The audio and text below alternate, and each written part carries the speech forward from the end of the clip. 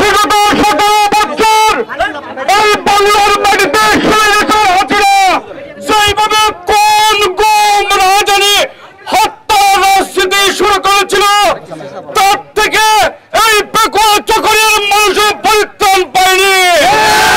এই বাইকটা যাবার পাখির মতো গুলি করে আমাদের নেতৃবৃন্দকে খুন করেছে।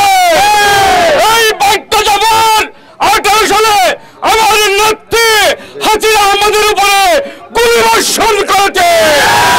এই বাইকটা যাবার আমাদের কক্সবাজারের অভিসংবাদিত নেতা জননেতা জনাব সালাউদ্দিন আমাদের উপর মুহুর্মুহুর হত্যার উদ্দেশ্যে তাকে ফাঁসিয়াকালীতে গুলি করেছিল। এই বাইকটা যাবার আজকে বাইকটা যাবারকে রিমান্ড করা হয়েছে।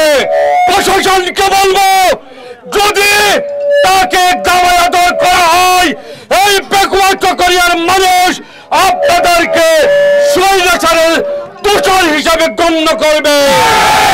যতদিন পর্যন্ত এই বাড়ি যাবরের ফাঁসি হবে না, ততদিন পর্যন্ত এই পেকুয়া চকরিয়ার মানুষকে রাজপথে থাকার উদাত্ত আহ্বান করে বক্তব্য শেষ করছি।